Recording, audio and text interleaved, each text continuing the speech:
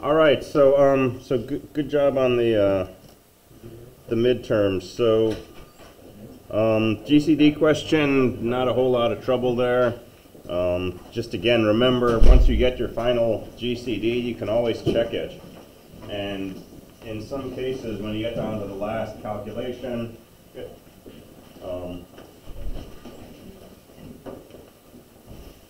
write down the wrong.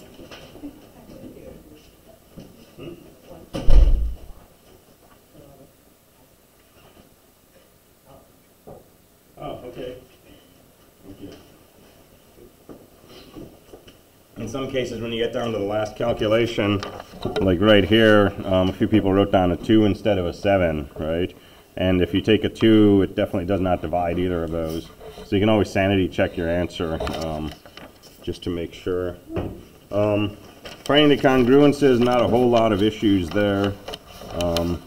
Remember, when you're trying to find congruences, you're looking for something between 0 and your modulo minus 1. So minus 10, yes, it is congruent to minus 7 and minus 4 and minus 1, but it's also congruent to 2. Big number with a bunch of zeros at the end, modulo 10. If you divide this by 10, you get no remainder, right? So that's congruent to 0. 7 divided by big, huge number. This big, huge number does not go into 7 any number of times, and you have 7 left over, so it's 0 times this big number plus 7. Okay, so a small number modulo a big number is always going to be equal to just a small number. And this one, modulo 10, well, the congruence of a number mod 10 is just the last digit of the number. So you just need to know the last digit of this product, or reduce each of these modulo 10 and then multiply. So this mod 10 is a 9, this mod 10 is an 8, their product is 72. 72 is congruent to 2. And then the true-false, infinite number of primes that is true. Simple formula for generating the nth prime, I would take either false or unknown. We don't have a simple formula, but there could be one, I guess, so false or unknown. Infinite number of twin primes, that's explicitly not a known. We don't know if that's true or not.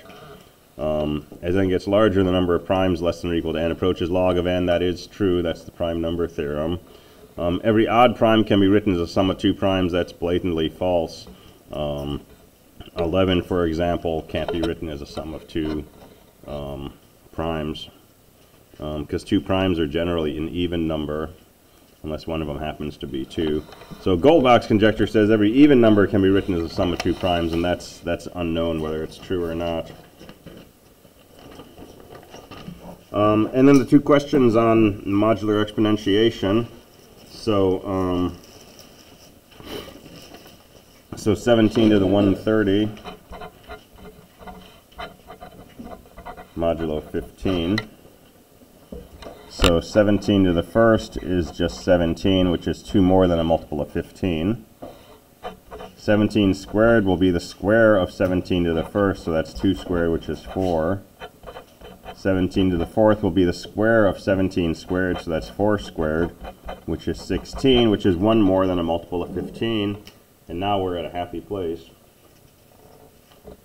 because if I take 17 to the 8th, that's 1 squared, which is 1. 17 to the 16th will be 1 squared, which is 1. And 17 to every power of 2 bigger than or equal to 4 is going to be congruent to 1. So now we can say 17 to the 1/30th is 17 to the 1/28th times 17 squared. And 17 to the 1/28th we know is going to be 1, and 17 squared is 4, and so this is just congruent to 4.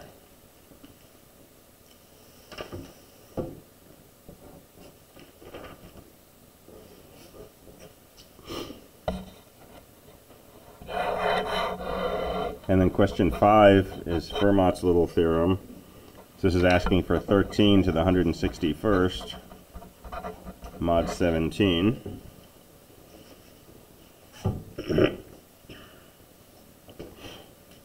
And so Fermat's little theorem tells us 13 to the 16th is congruent to 1 mod 17. That's because 17 is prime.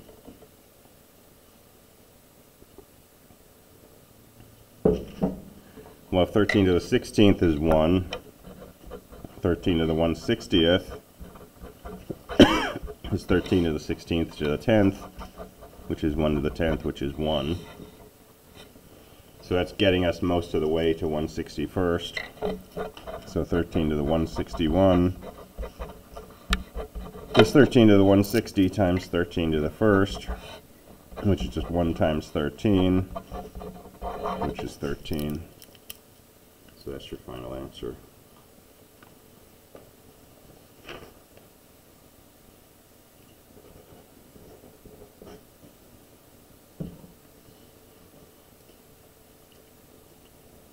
So any questions on those?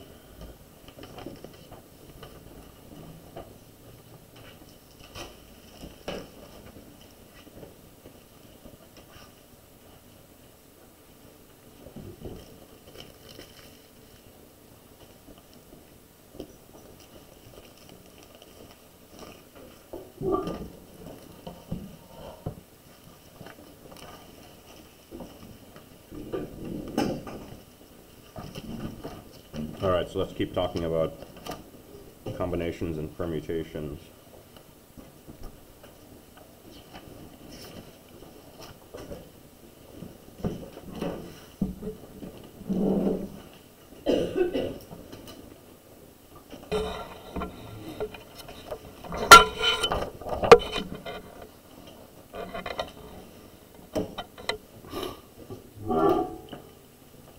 So we found the formula for the number of R combinations of n objects. And it's just n factorial over n minus R factorial. So that's the number of R permutations of n objects.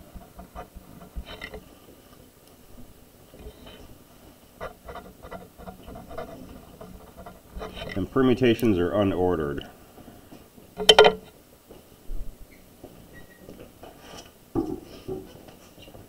So it's where we don't care about which object you choose first or second.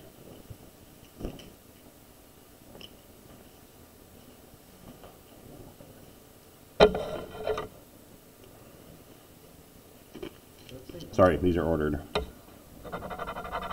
These are where we do care about the order. That would have blown like 2 weeks worth of lecture.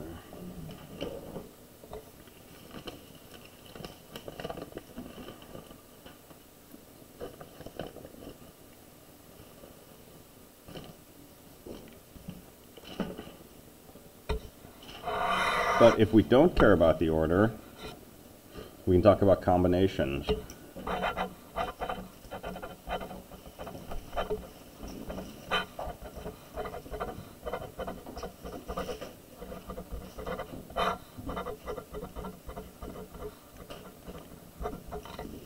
So combination locks should really be permutation locks, because the order matters.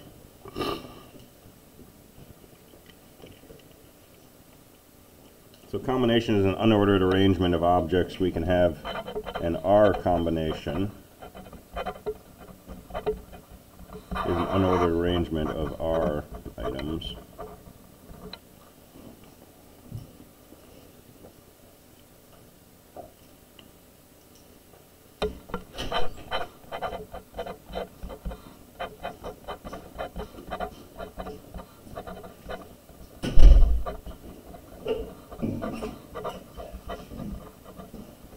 And so we can write C parentheses n comma R. That's the number of R combinations of n items.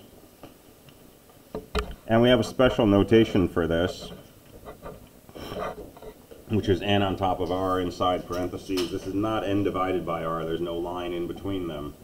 It's a new type of notation where this means the number of R combinations of n objects.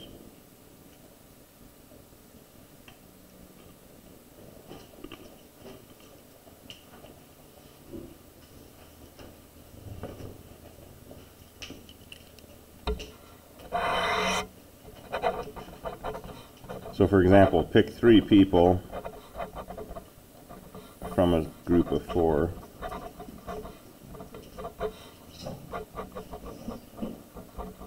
So let's say we have 4 people named A, B, C, and D. We want to know how many ways can we pick 3 of these people if we don't care about the order.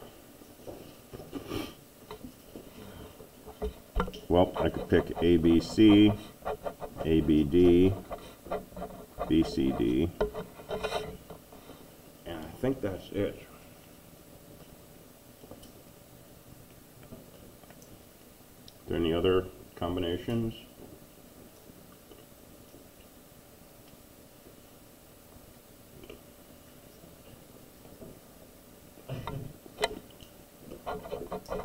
Could do ACD.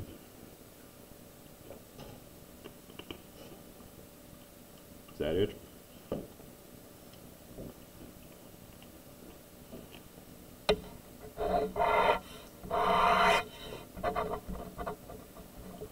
So how many permutations are there?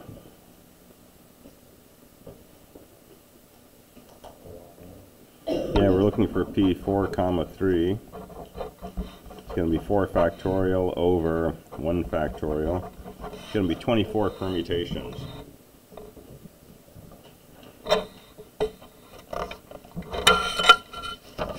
Well, how do we find these? We could pick the letter A first. I could do ABC, ACB, BAC, BCA, CAB, CBA. I could do ABD, ADB, BAD, BDA, DBA, DAB. Got modern music lyrics here. I could do ACD, DCA, ADC, CAD, CDA, and DAC. And I could do BCD, BBC, CBD, CDB. All right, how's that look? I got 24 at least. I know that's the right number, assuming I didn't make any repeats. There's 24 permutations.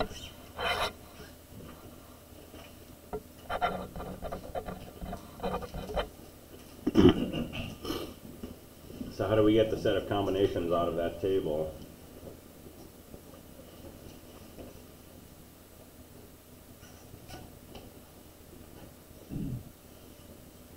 Get 24 permutations. Why do we only have 4 combinations?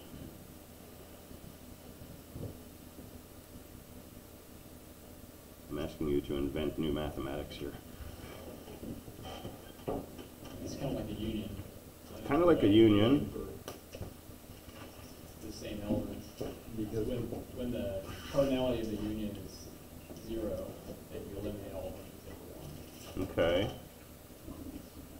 Because when you write them in columns like that, there's 4 columns. When I write them in columns like this, there's 4 columns. What's significant about the things in a column? They're all the same elements, right? That was just how I thought of writing down all these permutations. These are just rearrangements of A, B, and C. These are rearrangements of A, B, and D, A, C, D, B, C, D. If we're not interested in the order, all of these are exactly the same collection of letters, A, B, and C. If we're not interested in the order, all of these are the same collection of letters, A, B, and D. So I have 4 possible collections of letters if I don't care about the order. If I care about the order, I got 24 possibilities. If I don't care about the order, these 6 permutations are all the same combination. Okay, what's the significance of the number 6? Why are there 6 things in each of these columns?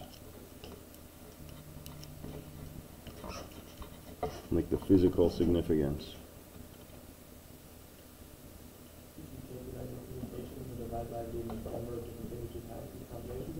Okay, why is that? Work it in the other direction. Why are there 6 things here?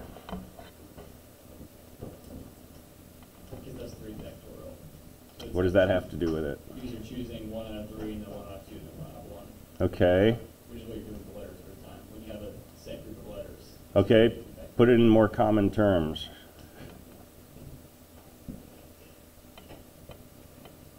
And that's the maximum combination, so you can get of arranging 3 different items. Yeah, this is rearrangements, right? If I want things containing ABC, I can write that 6 different ways. I can rearrange 3 letters 6 different ways. Right? Here's another 3 letters. I can arrange those 6 different ways. I get 6 different things, but there's 6 ways to rearrange these. So the number of combinations of R objects taken from N will be the number of permutations of R objects taken from N divided by number of ways R objects can be arranged.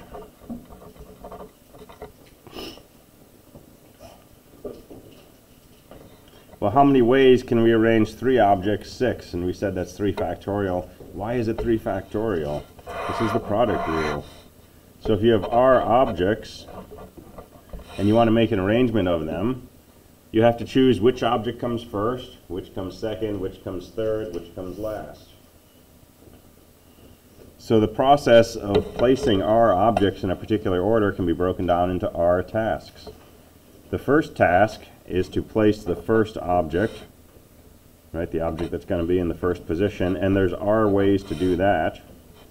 The second task is to place what character is going to go in the second position, and since you've already placed one object in the first, now you have R minus 1 things to choose from. Task T3, there'll be R minus 2, and task R, you'll only have 1 object left, and so there's 1 way to complete that subtask. And so the total number of ways to do this is just R times R minus 1 down to 1, which is just R factorial. So if you understand the derivation of the formula for P of NR and the number of R permutations, if you divide that by R factorial, you get the number of combinations. So this gives us a useful formula.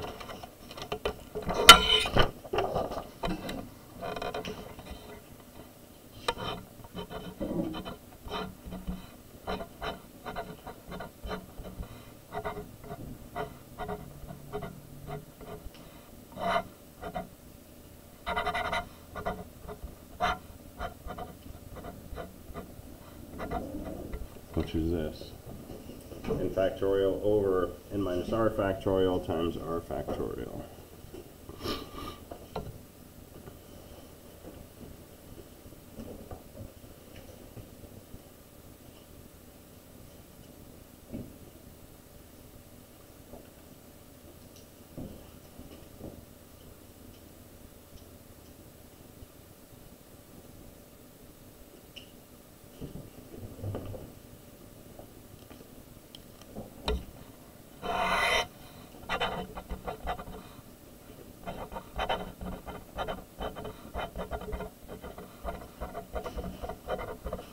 So suppose we have 6 people and we want to pick 5 people from that group.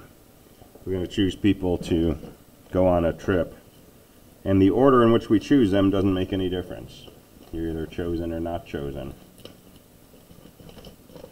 So pick 5 people from a group of 6. Number of ways to do this is 6 choose 5. Is how we'll say it sometimes. 5 things chosen from a group of 6 elements, which is 6 factorial over 1 factorial times 5 factorial.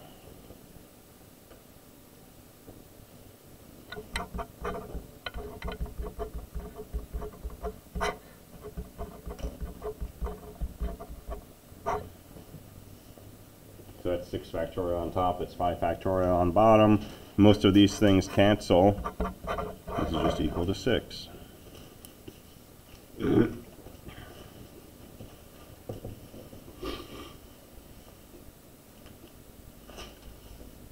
Okay, let's think about symmetry for a minute. We're trying to pick 5 people from a group of 6.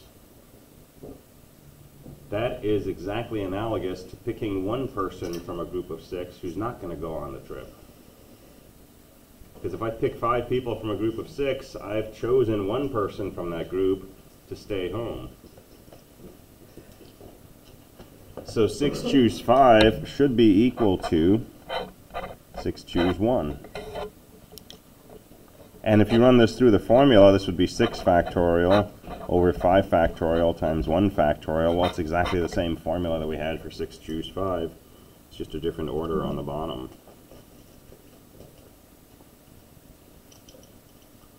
So there's a symmetry here. N choose R will always be the same as N choose N minus R. And that'll come back in glorious fashion in about a half hour.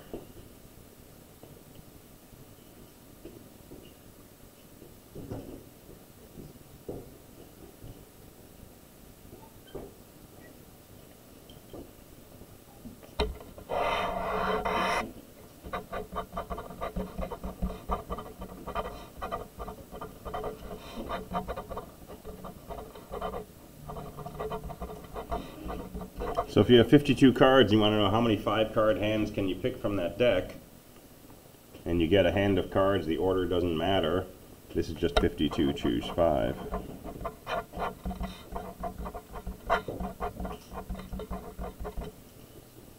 So it's 52 factorial over 47 factorial times 5 factorial. And it's about 2.6 million.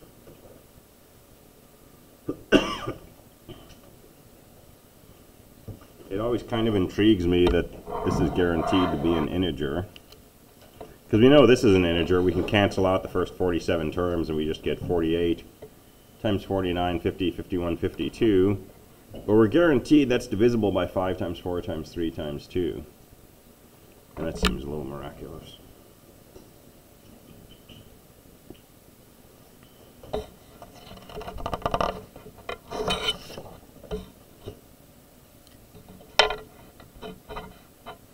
All right, how many ways can you choose 10 people out of a group of 10? It's really just one. You got to take each person, right? Well, our formula says this would be 10 factorial over 0 factorial times 10 factorial. And 0 factorial conveniently is 1, not 0. So that's just 1, so that works out.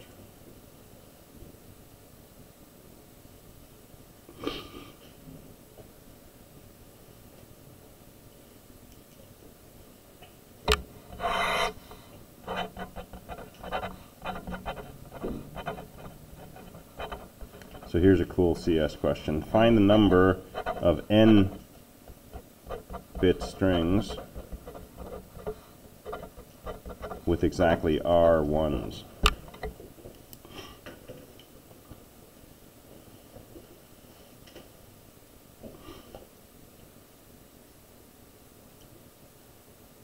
So how many n-bit strings are there with, say, 3 ones in them, or 5 ones?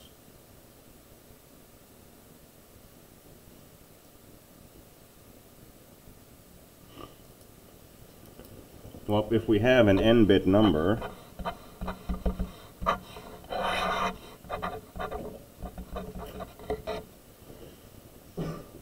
and we have R ones, we can think of this task of forming a number containing R ones out of these n bits as choosing R bit positions that will contain a 1. So every bit's going to be a 0 except for the R bits that we choose to contain 1s. And if we choose exactly 3 of these bit positions to contain 1s, then our number is going to have 3 1s in it, right?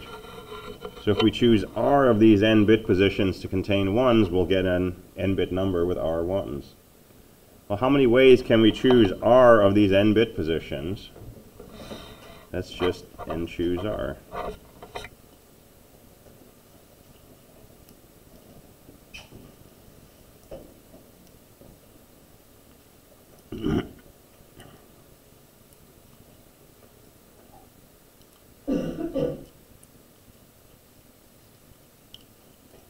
Well, this gets us an interesting fact.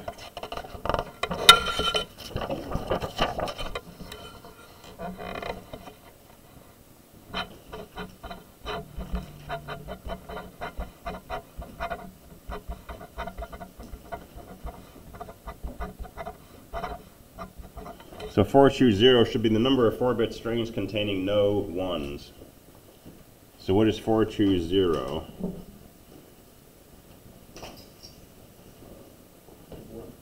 Yeah, it's 1. 4 choose 0 is 4 factorial over 4 factorial times 0 factorial. That's just 1. So there's only one bit string containing no 1s. That's just the string of 4 zeros. 4 1 is the number of 4-bit strings with 1 1. 4 2 is the number of 4-bit strings with 2 1s. 4 3 is the number of 4-bit strings with 3 1s. And 4 4 is the number of 4-bit strings with 4 1s. And any 4-bit string contains either 0, 1, 2, 3, or 4 1s. Agreed? There's no other possibility. So, if we add these up,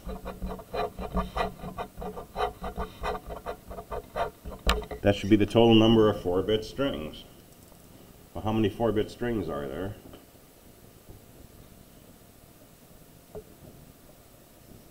Yeah, 16, 2 to the 4th. She's got a cool little factoid about these combinations.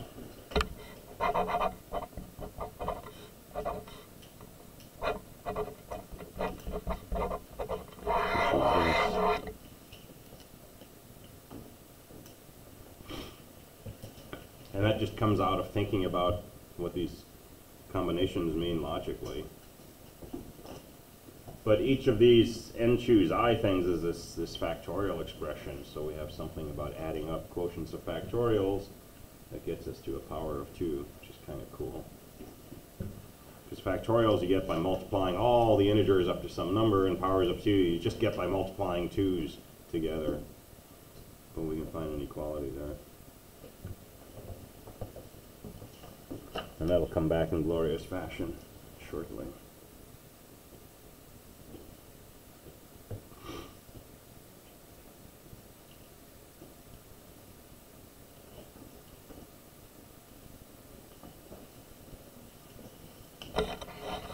All right, have you looked at the homework yet? Yeah. So you should have enough with permutations and combinations to do all of the homework, other than a question on binomial coefficients, which we're going to go over right now.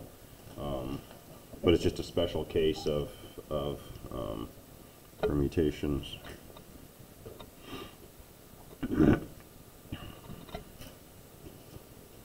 So let's think about some algebra.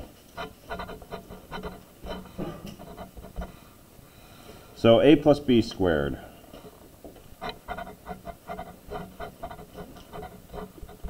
We're going to derive this thing called the binomial expansion. It's a trick you can use for calculating a plus b to the n. But I want to build up to that by starting with a plus b squared. So this is a plus b times a plus b, and we know we can FOIL, right? This is a times a plus a times b plus a times b plus b times b. And then if you combine, it's a squared plus 2ab plus b squared.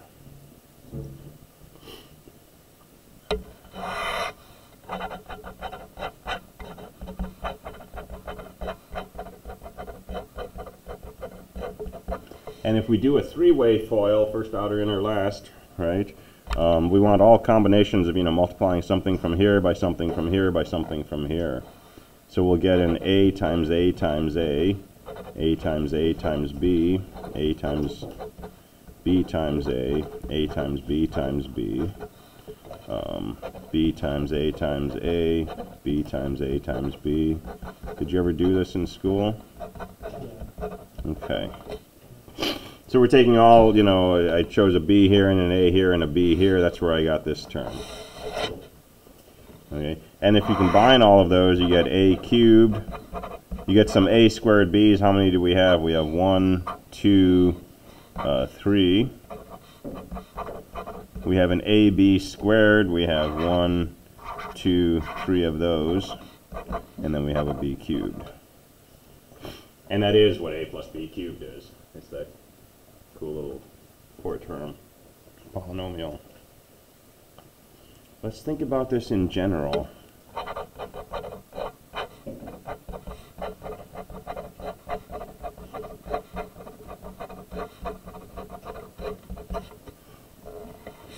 Each time that I choose something from each of these and multiply them together, I'm going to get some number of a's and some number of b's.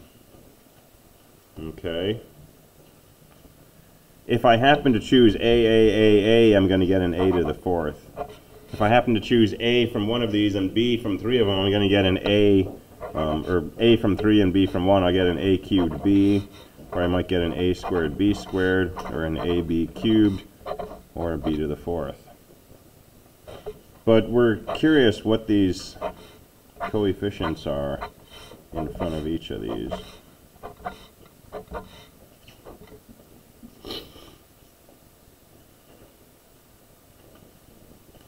Okay, if I'm going to pick something from this first term, something from this term, something from this term, something from this term, and multiply them together, and I want to get a to the 4th, how many ways can I do that?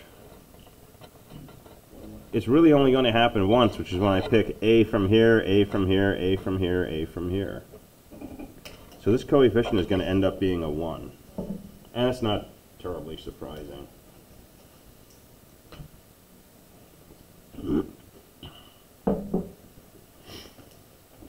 But think about it like this. I have 4 terms, and I wanted to pick an a from each of them. In other words, I wanted to pick 4 a's from these 4 terms. And the number of ways I can do that is 4 choose 4. Okay, suppose I want to pick a's and b's from each of these, and I want to end up with their product being a cubed b. I have to pick a from 3 of these expressions and b from one of them. So I could say a, b, I could say b, a, or b, a. There's 4 ways I can do that. Okay, but what I'm really doing is I'm saying I want to pick 3 of these simple terms from which I'm going to choose a. I have 4 of these and I want to choose 3 of them, and I don't care what order I choose them in, so the number of ways I can do this is 4 choose 3. And if I want to get a squared b squared, I have to choose exactly 2 of these 4 terms to take an a from. And the number of ways I can do that is 4 choose 2. Right? And for each of those ways that I do that, when I add them together, I'm going to get that as the coefficient. If I can pick 3 ways to get 2 a's from here, right, then I'm going to end up with 3 things that are, in this case, a squared b squared, and coefficient will be 3. And this will be 4, 1, and this will be 4, 0.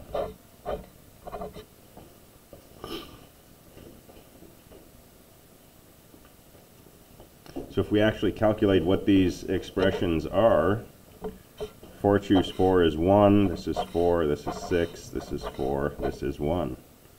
And so a plus b to the 4th is a to the 4th plus 4a cubed b squared plus 6a squared b squared, and so on. And if we know how to do permutations, we don't have to actually do the multiplying of the coefficients. Right? We just get these by writing factorials and canceling.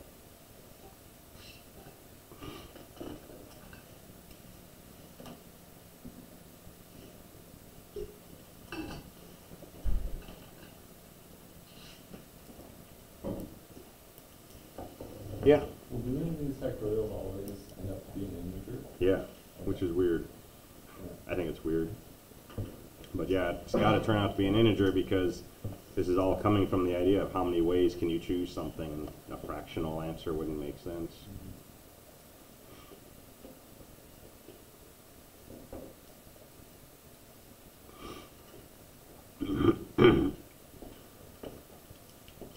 So there's this thing called the Binomial Theorem, which summarizes that.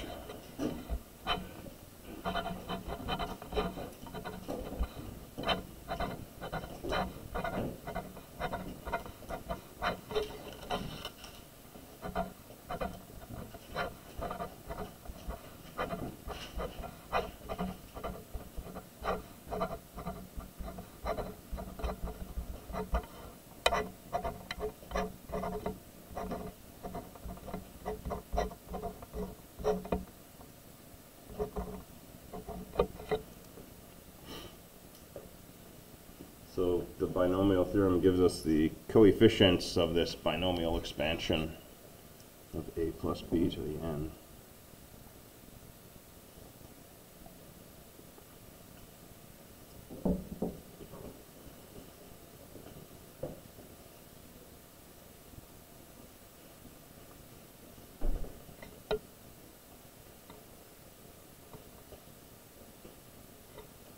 And we can pull another cool little factoid out of this. If I set a and b equal to 1,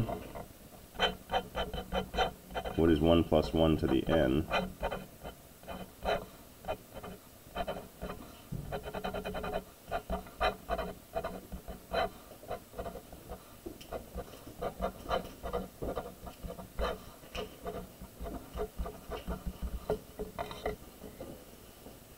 Well, 1 to the n, 1 to the n minus 1, 1 to the 2, 1 to the n minus 2, these are all just equal to 1. And so this is just equal to n choose n plus n choose n minus 1 plus n choose n minus 2.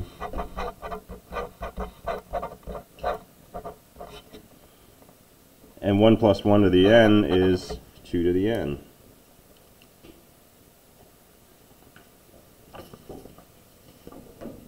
And so we've got another derivation of this formula that we had a little while ago.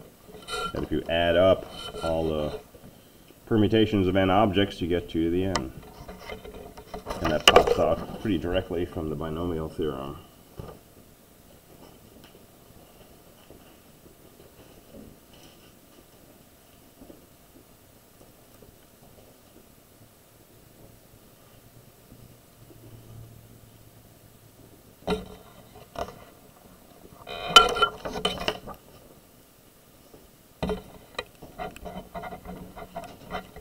Alright, so you know who Pascal was?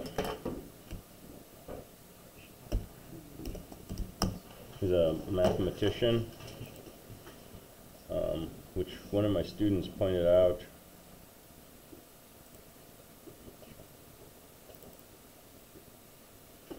He kind of looks like Squidward, just a little bit. So there's this thing called Pascal's triangle. It's related to binomial coefficients, it's related to probability, it's related to permutations. So Pascal's triangle,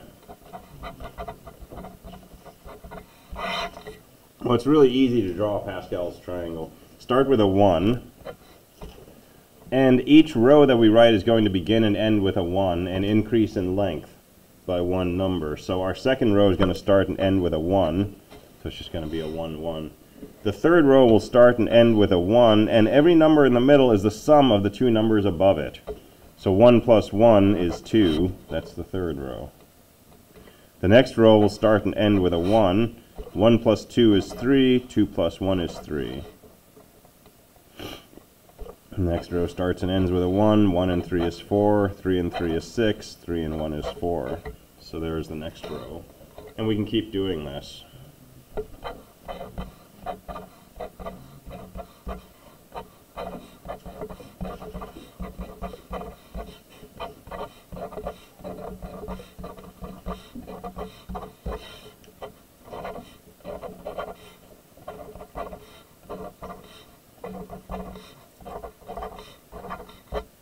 And we can keep going. Nothing more than just adding the elements on the prior row to get the next row.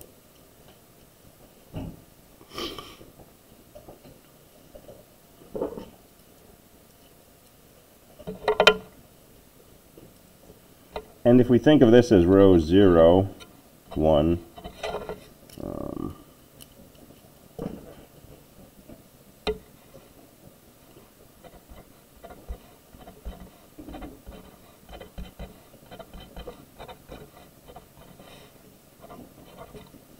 right, so start counting our rows from 0, 1, 2, 3, 4, 5, 6, 7, 8. Well, what are these numbers that are appearing in the triangle in terms of what we've been talking about? You recognize them? Yeah. They're binomial coefficients. They're numbers of combinations and permutations, not combinations. This is actually 0, choose 0. This is 1, choose 0, and 1, choose 1. This is 2, choose 0, 2, choose 1, 2, choose 2, and so on.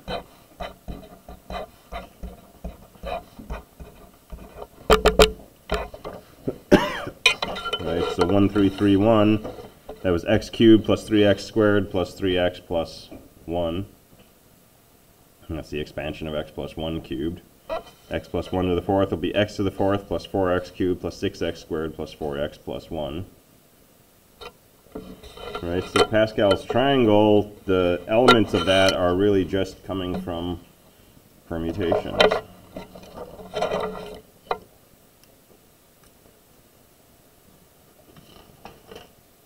I'm being so bad, I'm saying permutations, I mean combinations.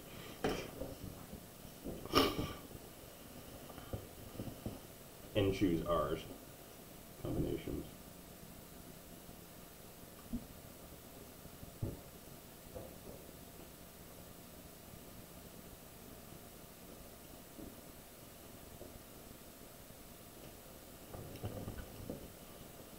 And the fact that this is equal to the sum of these two, we can find a physical interpretation of that pretty easily.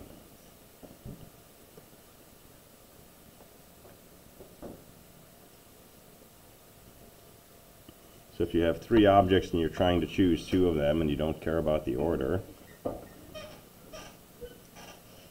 well, it could be that you choose the first object and now you have two objects left from which you have to choose one. That's 2, choose 1. Or it could be that you choose not to pick that first object, and now you still have two objects left to choose from, and you have to pick two of them. So that's 2, choose 2. And so this is the case where you pick the first object. This is the case where you don't pick the first object. And those are all the possible cases. So by adding those together, you find the case where you have three objects and you're picking two of them. So we could do a recursive version of this combination in terms of those earlier combinations.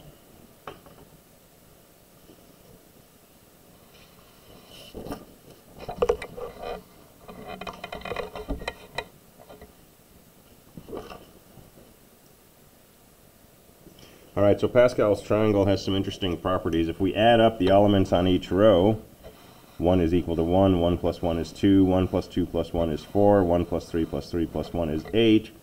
What's happening here, this was just this observation that if you add up all the versions of n choose r, where r goes from 0 to n, you get 2 to the n. So each row of Pascal's triangle, being the set of all r combinations of n objects, will add up to 2 to the n.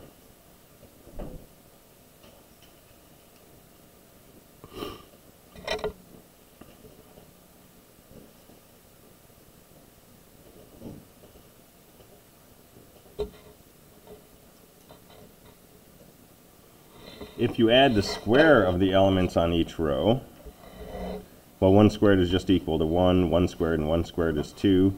1 squared plus 2 squared plus 1 squared is 6. Let me put these things in rows. 1 squared plus 3 squared is 10, plus 3 squared plus 1 squared will be 20. 1 plus 16 is 17. 16 and 7 and 1 is 17, that's 34, plus 36 is 70.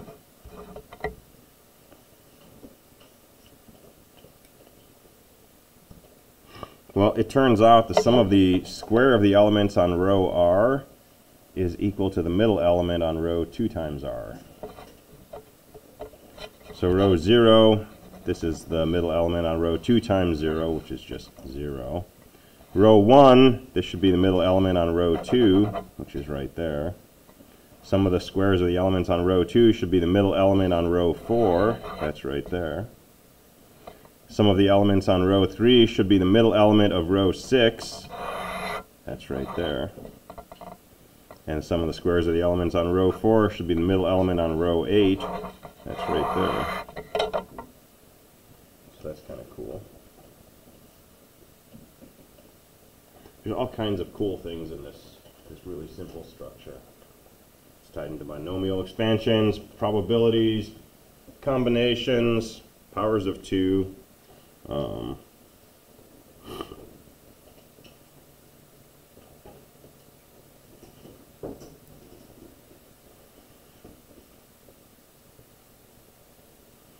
If you look at a particular row, we know that the things on the edges are always just 1. But if you look at the stuff in the middle, if we look at row 2, everything in the middle is divisible by 2.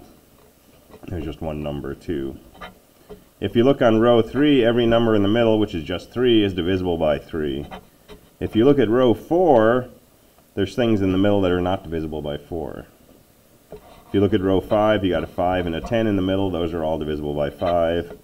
Row 6, that's not the case. Row 7, 7, 21, 35, those are all divisible. Row 8, 70 is not divisible. Let's do one more. Row 9, 1, 9, 28, 36, 56, 84, 126. And those are not all divisible by 9, I believe. Let me stare at Pascal's picture for a minute.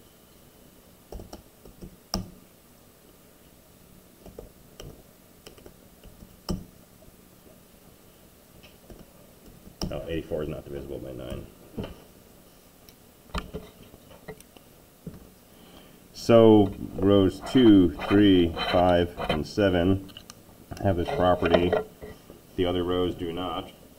So what's significant about 2, 3, 5, 7, but not 9? They're prime. So if you're in a prime row, every number other than the ones on the end should be divisible by the row number. If you're not on a prime row, then there's at least one number that's not divisible by the row number. That's pretty cool.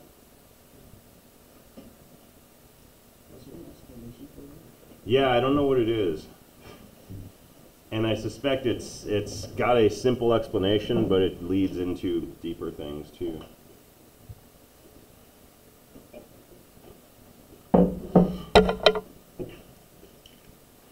Alright, one more cool little Pascal's triangle thing. So what's 11 to the 0 equal to? That's equal to 1. What's 11 to the first? That's 11. What's 11 squared? 121.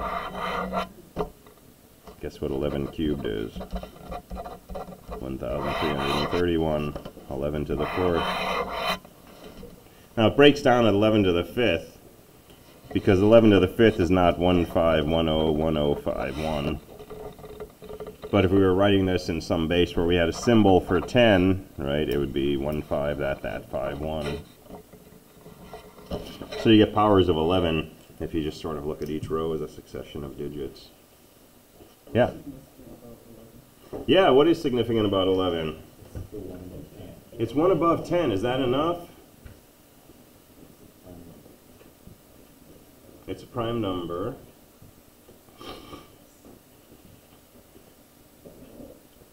I think the biggest thing about 11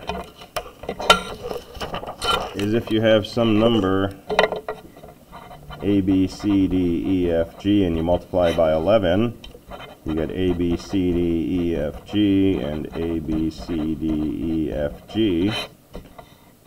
And so your first and last digits are the same, and if they were 1 to start, they're still going to be 1s. But this digit is F plus G, this digit is E plus F, this is D plus E. So you're going to get a 1 here and a 1 here. This digit down here is going to be F plus G, this will be E plus F, this will be D plus E. And that's this property that we had when we were making this triangle, that you get each digit by adding the 2 digits above it. Right, so 11 is 1 more than 10, right? Which means when we write it out, we have a 1 in each position. When we do our long multiplication, we're just shifting over and adding. So that's where that's coming from. And it stops when one of these sums gets up to 10 or bigger. But if you were to do this in base a gazillion, right, you could get a gazillion rows out until your entries got bigger than that, and this property would hold. So there used to be a poster on the hallway down there by the nerd cave on a base infinity number system. That was done by a student in 215 who went down a big rabbit hole from this idea and started looking at numbers of systems of numbers where you work with a larger and larger base, converging towards a base infinity number system, and what kinds of things you can do with that, including implications for like cryptography and what your society would develop like if you had a way to tell if a number was prime by just looking at it because of the system she came up with. So yeah, lots of cool symmetries and properties in this simple structure. All right, so what's the takeaway from here? Make sure you know how to calculate permutations and combinations, okay? Understand that Pascal's triangle is related to combinations in some way which has disappeared from my pile of notes.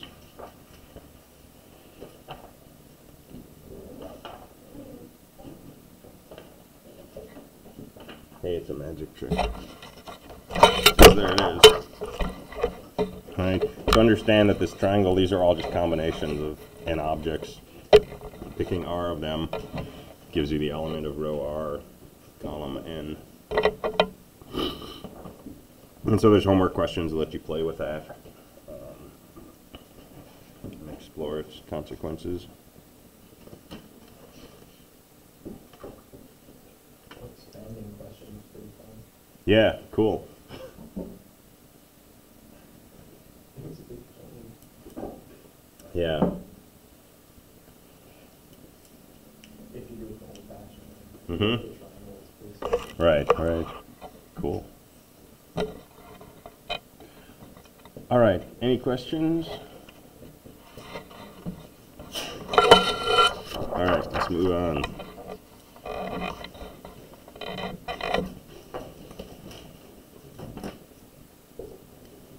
So, new topic, recurrence relations.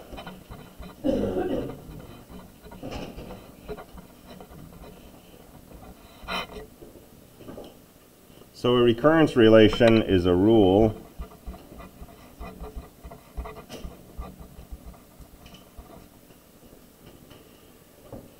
for defining each term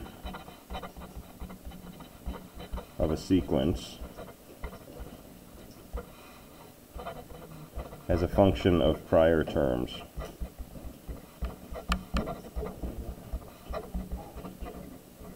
So sequence is just an ordered collection of things. So sequence of prime number, sequence of even number, sequence of powers of 2, whatever. So a recurrence relation is a rule for defining each term of a sequence as a function of prior terms. So for example, we could have some sequence consisting of 1, 2, 4, 8, 16, 32, not 33, and so on.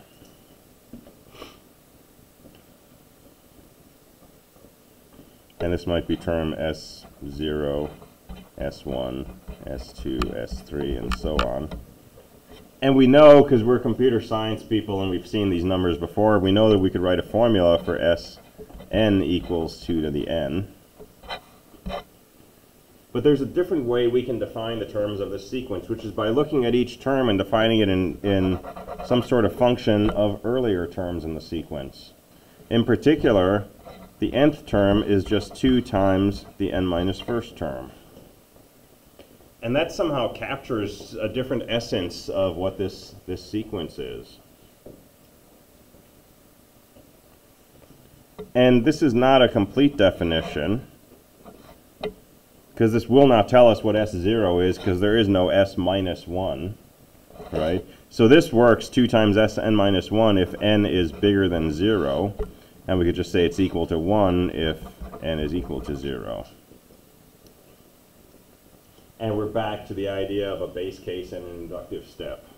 right? We're basically defining this in terms of earlier versions of itself down to some base case, which means we're back to talking about recursion, okay? Recursion, recurrence relation, same deal.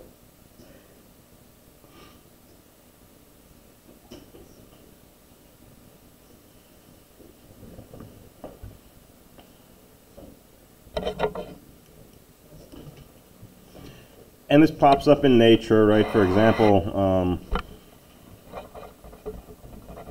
consider a population of bacteria.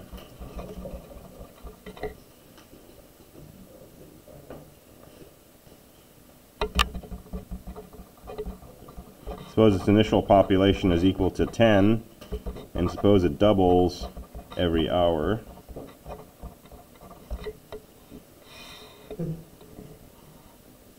So P parentheses T can be the population at T hours.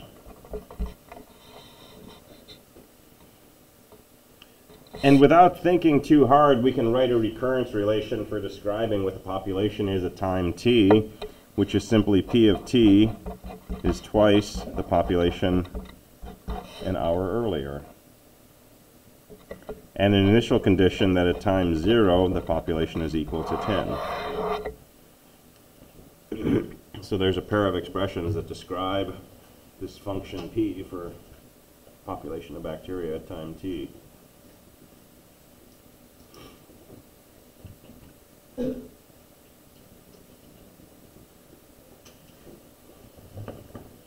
And if we want a formula, we can try to solve this recurrence relation.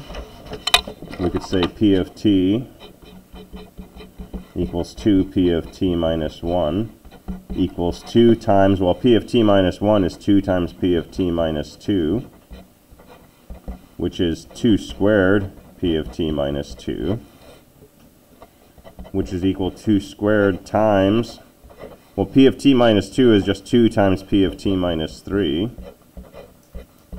So this is actually 2 cubed P of T minus 3. And there's a definite pattern here, right? This is equal to 2 to the n times P of T minus n. Or if we set n equal to t, this is 2 to the t times P of T minus t, which is 2 to the t P of 0, which is 2 to the t times 10. And so there's a closed form formula for the population. Hence the initial population times 2 to however many hours have passed.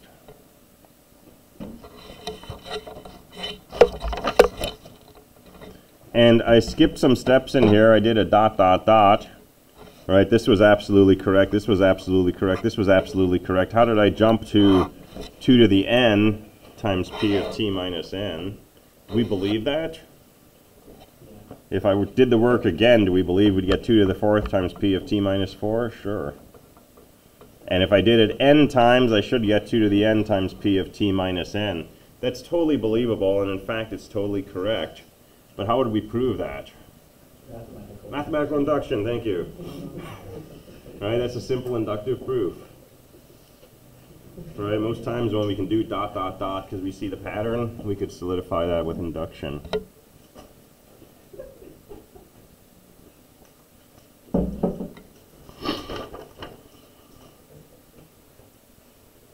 All right, so let's look at a famous case for a recurrence relation. Let's look at bunnies. How many people here have had a pet bunny before? Did it destroy everything that it could get its teeth on? Probably. Probably. Did yours? Yeah. Okay. My bunny, we named it Hodo, but then we named it Evil. It would chew anything if we get its hands on just once. Just take a bite of everything. It wanted to sample everything. So the remote control fell on the floor one day. And I came home and there was a bite taken out of each button. And you could still press them. There were a few of them that had like more bites taken out. So bunnies are interesting. One thing bunnies do is they multiply rapidly. And so people have studied population growth of rabbits. So we're going to talk about idealized rabbits, okay? So these rabbits have no predators. They are immortal. They never die. and they breed like clockwork. Okay, so anytime you have 2 rabbits together, once they are 2 months old, they will breed once a month, and they will give birth to a new pair of rabbits. A new pair, yeah. 2 makes 2? Yeah, so we're going to think about one rabbit being like a pair of rabbits, or like a tribble that just breeds by eating, if you like. And let's look at the population of rabbits over time. So at 2 months,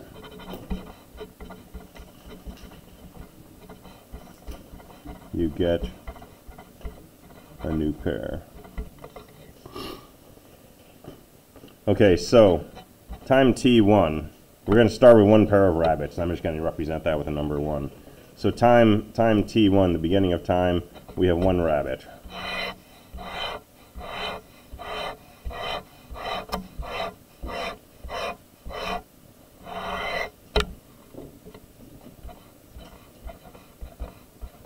So this is like age.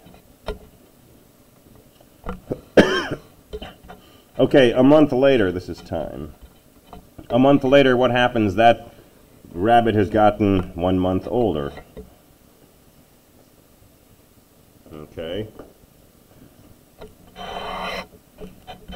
A month later, that rabbit is old enough to breed, and so that rabbit gets a month older, so it's 3 months old, but now you have a set of newborn rabbits that are 1 month old.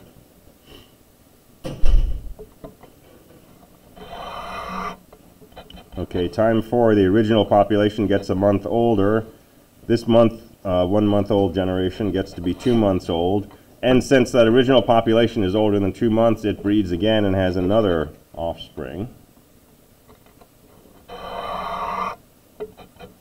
Next month, that first generation is a month older. Each of these pairs of rabbits is a month older. And we had 2 pairs of rabbits that were old enough to breed, so there's going to be 2 new births. Time t6, everybody gets a month older. And now there's 1, 2, 3 rabbits that were old enough to breed, so we have 3 new births. And we'll do 1 more and then we'll analyze.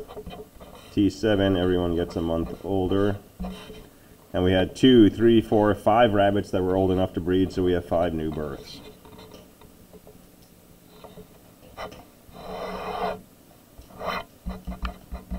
So let's look at our population from month to month. We had 1, 1, 2, 3, 2, 3, 4, 5, 3, 5, 6, 7, 8, 5, 8, 10, 11, 12, 13.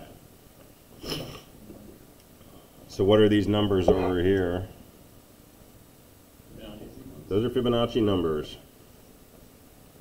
Remember, Fibonacci numbers have this recurrence relation where the nth Fibonacci number is the sum of the 2 previous Fibonacci numbers.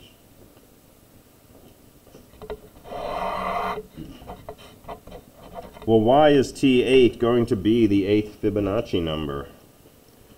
Because each rabbit's going to age a month. So we're going to have all of those previous rabbits, right? And all of those are going to add up to whatever the sum of the previous population was. This is going to be the 7th Fibonacci number. We're also going to get a new population, which are basically all the rabbits that were 2 months old or older. That's exactly the same as all the rabbits that were 1 month old or older in the previous generation. So the sum of all of these, well, that's just the 6th Fibonacci number. So the 8th Fibonacci number is going to be the sum of the 7th, which was the previous population that survives, and the sum of the generation before that, which is the set of rabbits that are old enough to breed and contribute to the new population. So this recurrence relation is built into the mechanics of this rabbit population.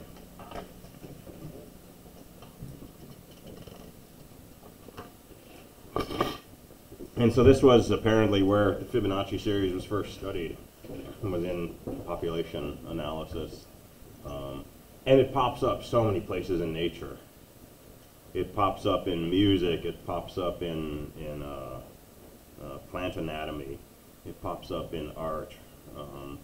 When you look at ratios of Fibonacci numbers, you converge towards something called the golden ratio, which pops up in millions of places or zillions of places in art and music and mathematics and all kinds of things.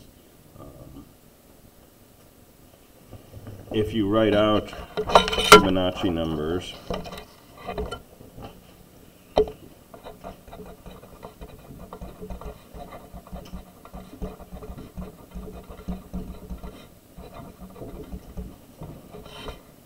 if you take any number and you square it, and you take the numbers on either side and multiply them, you're always within 1. So 8 squared is 64, 5 times 13 is 65. 5 squared is 25, 3 times 8 is 24. And there's all kinds of symmetries inside this sequence. If you go to number file, you can just watch tons of videos on Fibonacci sequence or golden ratio. And they all tie into each other.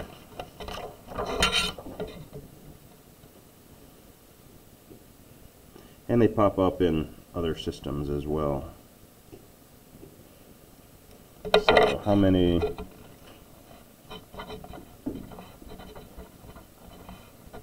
n-bit strings are there without 2 consecutive zeros? So how many n-bit strings are there that do not contain 2 zeros side by side?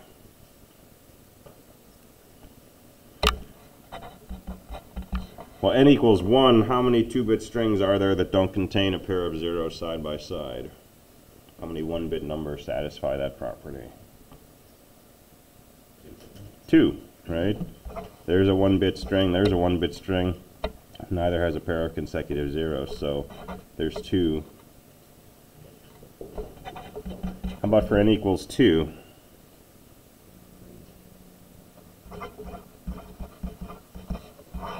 Alright, there's 3 of them that satisfy that. How about n equals 3?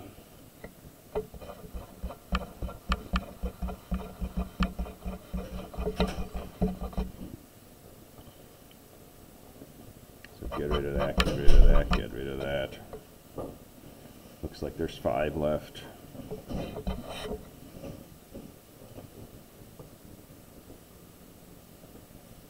So let me call this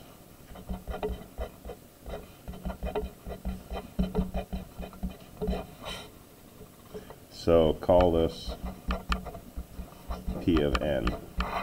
That's the number of n-bit strings without 2 consecutive zeros. So n equals 4. How many 4-bit strings are there without consecutive zeros in it? And I don't want to list them all out. Let's think about it differently. We're going to have a 4-bit number. And there's 2 possibilities. We could have a 4-bit number that ends with a 1, or we could have a 4-bit number that ends with a 0.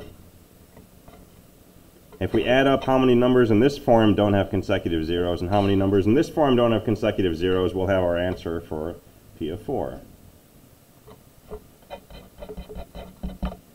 Well, how many numbers in this form do not contain a pair of consecutive zeros? Can we have a 0 in this location? Can we have a 1 in that location? Can we have a 0 or a 1 here? And a 0 or a 1 here? So basically, any 3-bit number that doesn't have a consecutive pair of zeros will be a number in this form, will correspond to a number in this form without consecutive zeros. Well, how many 3-bit numbers are there without consecutive zeros? 5, which is P of 3. Okay, if our number is going to have this form, can this bit be a 1? Can it be a 0? Can't be a 0. This has got to be a 1. But these 2 bits can be any pattern of 1s and 0s as long as it doesn't contain a consecutive pair of zeros. How many 2-bit strings are there that don't contain a consecutive pair of zeros? That's just P of 2. So there's your recurrence relation. And if you do this for n bits,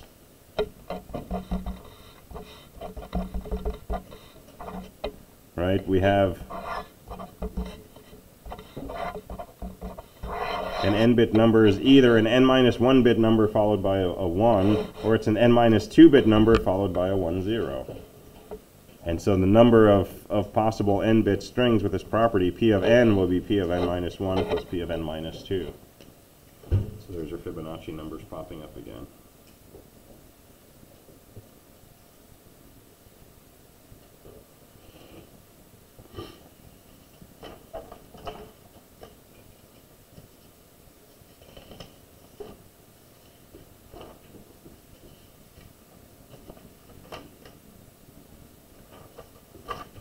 All right, I'll leave you with one cool formula, and then we'll call it a day. There is a formula for calculating the nth Fibonacci number.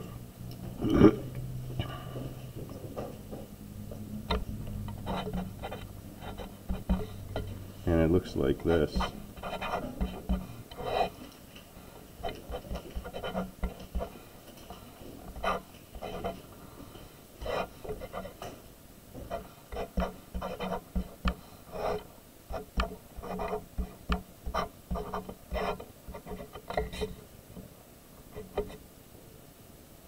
So I'll give you the nth Fibonacci number. Are we going to need to know that on the test? You need to memorize this for the rest of your life. And every few months someone will come up to you on the street and ask you, and if you don't know it, they'll go back and change your grade in this course. So it's really important. No, you don't need to know this. But it's cool because it's got square root of 5 in it. What the heck is up with that? But it always gives you an integer, and it's not just any integer, it's the integer value of the nth Fibonacci number. And that's pretty dang cool. Square root of 5 pops up when you look at derivations of the golden ratio also, and that's related to this. There's a procedure you can use given a recurrence relation to generate a formula like this that will produce the nth term. And using that procedure, you get this formula. I used to teach that procedure in this course, but I don't anymore because it's kind of out there. But it's just cool to know that there is a formula for the nth Fibonacci number and that it's got square roots of 5 in it. That's kind of cool. All right, so Wednesday we will talk about Towers of Hanoi, which is one more recurrence relation that I want to throw at you, and one more example of recursion and mathematical induction. And that will finish us up for this. And then we're going to go on to the last unit of the course, which is talking about languages and grammars, automata theory, theory of computation, and leading up to Turing machines and the halting problem. All right, so good stuff coming. I will see you next time.